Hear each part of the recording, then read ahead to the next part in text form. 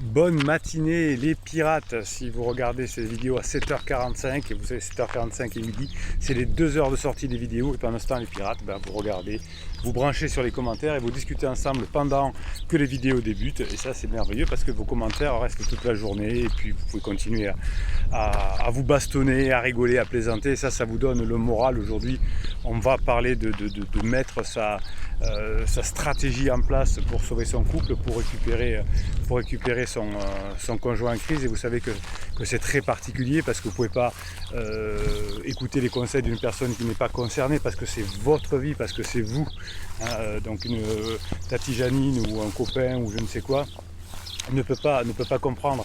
Il va avoir des choses très tranchées du type foule dehors, mets-lui un ultimatum, c'est pas possible, tu te laisses pas faire, t'es trop acquis, t'es trop gentil, etc. Dès que c'est des trucs comme ça, il ne faut surtout pas écouter. Vous pouvez avoir, mais c'est plus rare, des conseils du type l'attends, sois patient, ça va s'arranger. Ça marche pas non plus. Alors c'est moins préoccupant que le silence radio, c'est moins dangereux que le foula dehors, il va comprendre, il va voir que tu lui manques. Donc ça c'est moins dangereux si vous faites rien, si vous laissez passer le temps en discutant tranquillement. C'est moins dangereux que le silence radio, c'est moins dangereux que le t'es trop acquis, c'est moins dangereux que le film moi je te suis, mais c'est pas très conseillé quand même. Ce qui est conseillé, je le dis je crois dans la vidéo de hier matin, c'est d'avoir des contacts au bon moment avec votre conjoint, et vous me faites la métaphore du repas au restaurant. Dans un repas au restaurant, il y a l'apéro, il y a l'entrée, le plat principal, le dessert et le café. Bon restaurant, bien, c'est pareil avec votre conjoint. Vous avez le gros sujet, c'est le plat de résistance. Donc vous ne savez pas quand vous voyez la personne si elle va être en down ou pas. Qu'est-ce que vous faites? Vous préparez une entrée dans votre tête et qui va préparer le plat de résistance. Mais ça peut être n'importe quoi, hein. C'est pas l'entrée, elle n'est pas liée à la résistance, au plat de résistance. Des fois on peut prendre un poisson en entrée et une viande au plat de résistance. Ça n'a rien à voir. Ok, vous avez bien compris? Bien. Alors, ça veut dire quoi? Vous entrez en contact avec votre conjoint parce que vous devez vous voir aujourd'hui, ou parce que vous téléphonez, ou parce que vous rentrez le soir à la maison, vous habitez ensemble. Eh bien, première étape, l'apéro. Hein, vous savez que l'apéro, ça servait au moment des diligences à enlever le côté un petit peu je me suis fait secouer, je suis pas bien, j'ai mal un petit peu tout, je suis pas bien, donc je prends un petit apéro avant de manger dans le relais de poste. Bien là c'est pareil, hein, je fais un petit badinage, un petit truc pour entrer en contact. Ensuite je fais un hors d'œuvre. Je ne vais pas directement au plat de résistance. Hein, je vais évoquer un sujet un peu moins important sur les enfants, sur le boulot, sur le voisin. Et je vois, avec l'apéro, je vois l'entrée, quelle est l'humeur de mon conjoint. Est-ce qu'il est en down? Est-ce qu'il est en up? Vous l'année? S'il est en up, vous continuez, vous attaquez le plat de résistance, sinon vous arrêtez au dessert. C'est comme si vous êtes avec un ami au resto, vous avez mangé l'entrée, vous avez un coup de fil au bureau, votre assistante vous appelle, dit Monsieur Marchal est arrivé, zut, j'ai oublié, qu'est-ce que vous faites? Vous dites-lui que je suis là dans 10 minutes. Vous dites au revoir à votre copain, à votre copine, vous dites faut que j'y aille, vraiment j'ai oublié un rendez-vous, et on redéjeune ensemble la semaine prochaine, vous réglez rapidement en caisse et vous partez. Bien là c'est pareil. Hein, si vous voyez qu'au niveau de l'apéro et de l'entrée ça ne fonctionne pas, ne bourrinez pas, n'abordez pas le plat de résistance. Vous l'aborderez un autre jour. Mais là, ça passera crème, puisque vous avez quand même abordé un sujet qui était le plat d'entrée. La personne ne sait pas, hein, sait pas si vous voulez aborder l'autre sujet ou pas. Donc c'est l'inverse de la manipulation, c'est l'inverse du silence radio, c'est l'inverse de toutes ces techniques qui ne fonctionnent pas. C'est vous essayez, vous y allez, vous regardez, vous observez, et ensuite, qu'est-ce que vous allez faire? Vous, par rapport à ce que vous aurez vu, vous allez petit à petit vous adapter. Ça, c'est la bonne solution, puisque chaque fois que vous allez passer un bon moment avec votre conjoint, petit à petit, vous allez marquer des points, c'est l'effet cumulé. Vous êtes arrivé à la crise existentielle, il peut y avoir eu un gros clash, mais le gros clash, c'est la goutte d'eau qui a fait déborder le vase. C'est en réalité les petites frustrations au fur et à mesure des années ou des mois qui ont fait ça. Donc là, ça va être pareil, c'est les petits bons moments passés et plus de mauvais moments qui vont faire que la situation va se renverser, on va sortir de l'hiver, on va aller au printemps et ensuite on ira en été. C'est des cycles, hein. Tout est cycle dans la vie. Donc le repas, c'est un cycle. Donc vous me terminerez toujours, si la personne est très bien, est bien dans sa tête et bien dans sa peau, vous irez au plat de résistance. Et quand vous aurez parlé du plat de résistance, quand vous aurez dégusté le plat de résistance, quand vous aurez fait ce que vous aviez à... Vous aurez dit ce que vous aurez à dire, pardon, à la personne, et bien vous passez sur du dessert, de la douceur. Pour les gourmands. Et puis un petit café à la fin pour se redonner un coup d'énergie, pour passer l'après-midi, pour passer la soirée, pour rentrer chez soi, etc. Donc dans la conversation, c'est pareil, il y a le petit café à la fin qui va donner l'impulsion, le coup d'énergie. Ok? Bien. Donc vous allez jouer ça parce que finalement, vous jouez pratiquement... vous jouez votre vie, hein, vous jouez votre peau, vous jouez la peau de vos enfants qui vont éviter d'aller se déplacer une semaine sur deux dans des logements ou vivre avec une personne qui ne veut pas vivre. Donc vous avez une vraie stratégie par rapport à sauver votre peau. Donc ça peut pas être des conseils de personnes qui ne sont pas prêtes qui ne jouent pas leur peau. Quand on joue leur peau, on agit différemment. Parce qu'en réalité, les choses qui marchent, hein, c'est quand on veut jouer sa peau. Quand on a brûlé ses vaisseaux, qu'on dit c'est bon, j'ai décidé, j'y vais à fond. Si on dit bon, on verra bien, je trouverai quelqu'un d'autre. Oui, alors ça c'est bien, hein, si c'est votre choix de dire écoute, j'essaye, mais je trouve quelqu'un d'autre. Si ça ne marche pas, c'est très très bien, ça me va. C'est votre décision. Mais si vous voulez y aller à fond, il faut que vous employiez des techniques, hein, comme on vient de le voir avec les repas, pour sauver votre peau. C'est vraiment une vraie façon de vivre, hein, sauver sa peau, vouloir sauver sa peau, c'est quelque chose qui est extraordinaire. Donc lorsque, que ce soit au travail d'ailleurs, ça marche pareil, ou dans votre vie personnelle, plus vous allez avoir à perdre, plus vous allez avoir des chaînes solides et moins vous tolérerez le risque. Plus les gens ont à perdre finalement, hein, plus vous aurez à perdre, plus vous devenez malléable et contrôlable.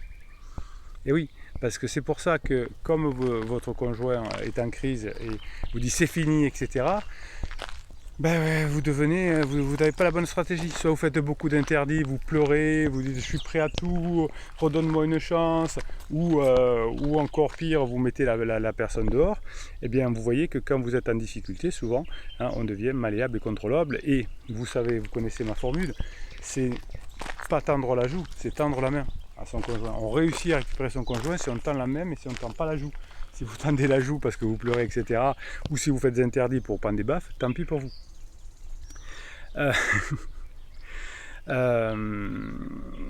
Si vous faites des erreurs par rapport à sauver votre peau, par exemple, vous avez une relation adultère à votre travail, hein, l'erreur que fait le criseux avec pansement qui souvent est au travail ou un cercle d'amis ou va chercher quelqu'un qui revient de l'enfance, etc. Enfin, ce genre d'erreur-là, vous allez le payer cash.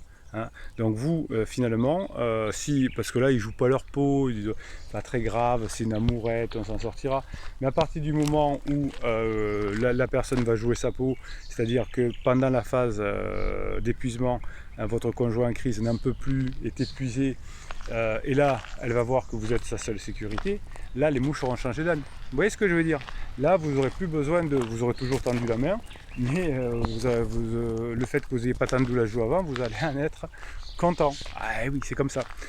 C'est le temps, hein, qui est la jauge. Hein. C'est pas finalement la critique, c'est pas tout ce qu'on entend aujourd'hui, faites jouer, faites des séances radio, etc. Non, c'est le temps qui compte. Le temps, c'est le meilleur test des idées, c'est le meilleur test des pratiques. C'est la meilleure principe. Vous ne récupérerez votre conjoint que dans le temps. Hein. C'est pas en fuyant, c'est pas en faisant des choses comme ça, c'est par le temps. Les idées les plus anciennes et les idées les plus durables, c'est celles qui ont le plus de chances d'être valides. Hein. Aujourd'hui, en neurosciences, on valide des idées liées à la Bible, des idées liées pourquoi il faut pardonner, je vous ai fait une formation sur le pardon, pourquoi les pauvres en esprit sont plus heureux. C'est parce que quand on utilise correctement son préfrontal et qu'on n'est pas trop dans ses pensées, qu'on n'est pas trop dans ses ruminations, eh bien évidemment qu'on va y arriver.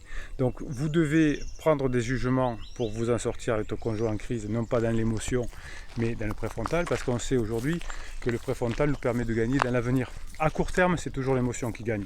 Si je vous dis non, mais de toute façon, je t'ai jamais aimé, tu m'as jamais fait jouir. Sur le moment, je suis tellement abattu que je ne sais même pas répondre et la personne est satisfaite d'elle. Mais à terme, si on agit comme ça, on se fatigue, on s'épuise et on perd la partie. Donc vous êtes des pirates, hein, vous êtes mes héros parce que simplement vous avez compris que vous allez gagner dans le long terme. Hein, la règle, c'est rationnel. C'est-à-dire que chaque fois que vous allez semer du blé, vous aurez du blé. Chaque fois que vous allez semer de l'avoine, vous aurez de l'avoine. Alors des fois on sème du blé, il n'y a pas grand-chose qui sort. Il y a des années, c'est comme ça. Mais quand je plante du blé, jamais j'ai de l'avoine, jamais. Donc si vous faites des bonnes choses, vous ne pouvez pas avoir des mauvaises conséquences à la fin. La Bible nous le dit, tous les textes sacrés, le Coran, le Talmud, tout. Donc si vous plantez que du blé, et quand il va lever, ben, il y a des trucs qui n'auront pas levé, hein, mais là, vous n'aurez pas d'avoine, c'est certain. Et votre conjoint, qui est dans l'émotion à court terme, plante de l'avoine. Et vous voyez comment ça va finir. Donc vous ne tombez pas dans le piège de finalement des idées contemporaines qui ne fonctionnent pas. Vous savez, la psychologie a des tendances comme ça. Il y a quelques années, tout le monde était pervers narcissique. Aujourd'hui, tout le monde est au potentiel. Le nombre de criseux qui vont voir le psy, il y a quelques années, on disait votre mari est pervers narcissique, votre femme est pervers narcissique. Alors il y en a encore, hein. Il y en a encore qui sont un peu en retard. Aujourd'hui, la mode, c'est vous êtes autopotentiel. Vous êtes hypersensible, monsieur. Vous êtes hypersensible, madame. Hein, on ne vous l'a pas fait celle-là? Ben oui, c'est des modes, c'est comme ça. Qu'est-ce que vous voulez dire? Ben, ça passe, il y a la mode des mini-jupes et la mode des jupes longues, et puis là il y a la mode du pervers narcissique, la mode du haut potentiel, la mode de l'hypersensible. C'est d'ailleurs en ce moment c'est plus l'hypersensible que le potentiel. Le potentiel c'était il y a 6 mois, 9 mois, ouais, ça évolue, hein, ça évolue. Il y a des modes. Bien, alors mes pirates, qu'est-ce qu'on fait pour passer une bonne journée? Ben, on va se regarder, s'écouter quelques mèmes que vous m'avez envoyés. Hein. Je vous les mets sur votre canal Telegram, le canal Bruno Marchal. Vous allez sur Telegram, l'application. Vous allez canal Bruno Marchal et vous vous retrouvez sur plein de ressources que les pirates m'envoient pour les autres pirates, des vidéos, des audios, des mèmes. Et je vous lis quelques mèmes. Et juste après, on va se régaler, on va se faire le mini coaching. Je vais tirer au sort des commentaires, je vais les découvrir en même temps que vous. Et on va faire un mini coaching avec ça, on va se régaler. Allez, un petit mème. Si deux hommes parlent assis face au soleil, si j'avais eu plus de maturité, si j'avais eu plus tôt de la maturité que j'ai aujourd'hui, je n'aurais pas fait autant d'erreurs. Et l'autre lui répond, si tu n'avais pas fait autant d'erreurs, tu n'aurais pas la maturité que tu as aujourd'hui. Donc là, les erreurs que fait votre conjoint vont lui permettre de comprendre qu'effectivement, la phase 3 du couple n'est pas la solution, l'herbe n'est pas plus verte ailleurs. Donc tout ça, votre conjoint va l'apprendre pendant sa crise. Mais attention, à la fin, il ne changera pas de caractère, de comportement. Vous achetez un yaourt au chocolat, vous avez un yaourt au chocolat. Si la personne veut changer, vous dites oui, mais moi je veux qu'après sa crise, il soit moins colérique, il me parle mieux. Ben ça va dépendre de lui ou d'elle. Hein. S'il est beaucoup en souffrance et que ça le fait souffrir, il va changer. Si ça ne le fait pas souffrir, on ne va pas changer. Voilà, si je suis bien dans ma maison, je ne vais pas déménager. Si j'ai des voisins bruyants qui me font souffrir ou on s'engueule tout le temps, ben peut-être que je vais déménager pour être plus tranquille. Mais si dans ma maison va bien, il n'y a aucune raison que je change. Donc ne me dites pas, j'espère qu'après la crise, ma femme sera plus câline ou je sais pas quoi. Non, elle sera plus câline si elle fait un travail sur elle, comme vous, pirates, vous faites pendant la crise de votre conjoint. Et c'est pour ça que vous êtes en train de devenir la meilleure version de vous-même. Pourquoi? Parce que vous bossez sur vous. Vous n'auriez pas bossé, vous seriez toujours comme avant la crise de votre conjoint. Et là, vous êtes tout le monde, au boulot, on vous dit que vous avez changé vos parents, vos enfants, tout le monde dit mais comment tu as fait, t'es plus le même, etc. Ben oui, simplement parce que vous faites un travail sur vous, vous faites une neurohypnose, vous faites des formations, vous faites les coachings. Eh bien, votre époux, votre épouse changera après la crise si lui aussi fait un travail. Vous avez été en souffrance, vous avez compris que vous étiez un boulet, vous êtes devenu un pirate par le travail. Ça ne s'est pas fait par une simple décision. Aujourd'hui, je choisis de vivre dans la lumière de mes espoirs plutôt que dans l'ombre de mes doutes. Ben, je suis d'accord. Je suis d'accord. Hein. Vous allez vivre dans la lumière et pas dans vos doutes. Chaque fois que vous dites j'ai pas le moral, je sais pas, quand vous faites des questions de flipper, oui mais Bruno, est-ce que quand mon conjoint est ensemble depuis 3 mois et qu'en même temps il a une voiture verte et que pansement à une moto bleue, est-ce que vous pensez que j'ai encore une chance? Ouais, vous me la faites celle-là, vous me la faites. Non, pas exactement comme ça, mais ça pourrait être ça. Il y a des êtres qui nous touchent plus que d'autres, sans doute parce que, sans que nous le sachions nous-mêmes, ils portent en eux une partie de ce qui nous manque. Alors ça c'est juste, hein, Criseux va aller voir Pansement parce qu'il y a un truc qui lui manque, que vous n'avez pas su lui apporter, et il va chercher chez Pansement. Bon après, comme c'est une crise, ça ne suffira pas, et comme la relation n'a pas respecté les 3 principes d'une relation qui réussit, c'est-à-dire que quand les deux se rencontrent, évidemment, hors phase de lune de miel, c'est-à-dire que si vous êtes avec quelqu'un depuis 3 mois, 6 mois, ça ne marche pas. Si vous êtes ensemble depuis 5 ans, 6 ans, 10 ans, 15 ans, maintenant, ça marche. Donc si votre conjoint pourrait avoir une nouvelle relation, après avoir passé 15 ans avec vous, 5 ans avec vous, si vous n'êtes plus ensemble, si il a fait le deuil de votre relation et s'il a mis plusieurs personnes en compétition pour se retrouver. Pour retrouver. Donc à partir du moment où on choisit son collègue de bureau, son ami qui revient de l'enfance, son ami d'enfance qui revient tout d'un coup, ou le prof de gym, évidemment ça ne fonctionne pas. Donc en revanche, dites-vous si vous connaissez Pansement, qu'est-ce qui manque à votre conjoint? Certainement l'aventure, ou peut-être la sécurité, hein. Peut-être c'est quelqu'un un peu plus vieux que vous, un petit peu bedonnant, mais qui a des certitudes et qui a un peu d'argent ou je ne sais quoi. Peut-être cette personne-là, hein. J'ai un homme qui est en crise et sa femme me disait l'autre jour que sa maîtresse avait beaucoup d'argent et lui achetait plein de trucs. Donc certainement qu'il ne s'est pas senti en sécurité et puis qu'il est allé voir la personne. Allez, un petit dernier, tu ne peux pas tout contrôler, parfois tu as seulement besoin de te détendre et de te dire que les choses vont s'arranger, il suffit de laisser la vie se produire. Je suis que d'accord qu'avec la première partie de la phrase, les pirates. Tu ne peux pas tout contrôler, je suis d'accord. Parfois, tu as simplement besoin de te détendre, je suis d'accord, et de te dire que les choses vont s'arranger. Il faut quand même un petit peu bosser, hein. C'est pas la loi de l'attraction. Mais bon, si vous arrivez à vous détendre, c'est sûr que ça va mieux aller. Allez, je vous tire quelques commentaires au sort et on fonce. Emma, je confirme faire partie des exceptions, car mon mari souhaite divorcer. Bon non, ça vous faites pas pour le moment. Vous n'êtes pas partie des exceptions, on va voir. La personne actuelle a été rencontrée sur le lieu de travail. Il a condamné notre relation de 22 ans. J'ai eu droit à des je ne sais pas pour répondre à mes questions.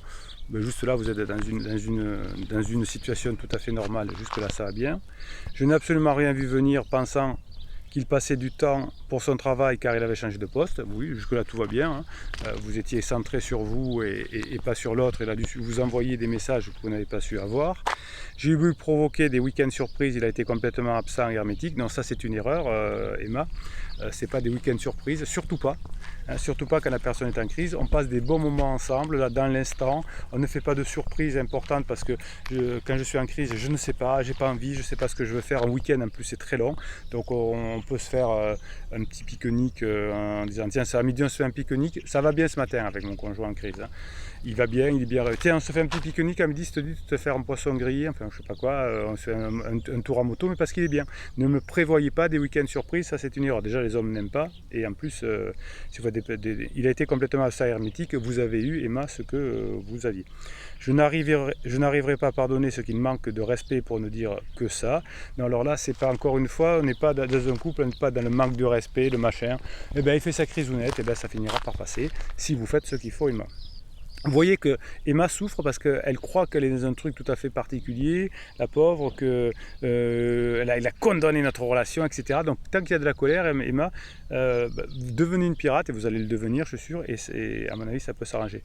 Il a accepté de voir un conseiller conjugal pour la façade, surtout pas. Il ne faut surtout pas avoir un conseiller conjugal pendant la phase de crise, parce qu'effectivement il va le faire pour avoir la paix, mais ça ne va rien amener. Voir si le conseiller conjugal dit une phrase qui l'arrange, il va vous la ressortir en boucle. Oui, tu as vu, le conseiller conjugal, il a vu que des fois les couples ils se séparent et que les enfants ne sont pas malheureux pour autant. Vous voyez, donc ça c'est encore une erreur d'avoir poussé votre mari à faire un conseil conjugal pour la façade. Il était déjà complètement occupé ailleurs. Donc vous voyez, c'est très bien, merci Emma. Vous voyez que vous n'avez fait que des interdits. Donc vous n'êtes pas dans une situation de l'exception, vous êtes comme tout le monde, vous avez fait plein d'interdits, vouloir provoquer des week-ends surprises, le conseil conjugal, vouloir sûrement raisonner la personne, être en colère contre le pansement, etc. Vous allez voir que dans quelques temps le pansement sera certainement décollé, sauf si vous avez mis trop de... si vous restez dans le... comment dirais-je, si vous restez dans votre colère. Bon, ben écoutez, Emma, bienvenue dans le monde de la piraterie, on va ranger tout ça.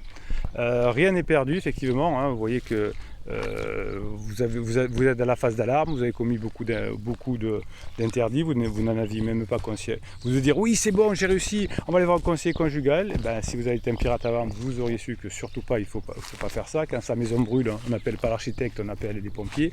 Et on appelle l'architecte une fois que l'incendie, c'est la crise, c'est terminé. Comment on reconstruit ensemble, ouais. Mais pas, on va voir l'architecte comment reconstruire ensemble alors que tout brûle et que tout le monde est énervé, etc. Bon, ben vous voyez que Emma est entre de bonnes mains. Vous allez me récupérer Emma, les pirates. Là, vous allez lui tirer les oreilles un petit peu. On va l'aider, on va lui faire les formations si elle en a envie. On va lui faire les coachings si elle en a envie. On va la prendre avec nous et ben, on va l'aider. Bon, vous voyez, Emma, vous croyez que vous aviez une situation totalement unique, et ben, vous êtes comme tout le monde. Et si vous faites ce qu'il faut, ben, à la fin, vous récupérez probablement votre conjoint. Allez, je vous souhaite une bonne journée. On se retrouve donc à midi pour parler ensemble dans les commentaires pendant les vidéos. Puis comme ça, on peut continuer toute la journée si on en a envie.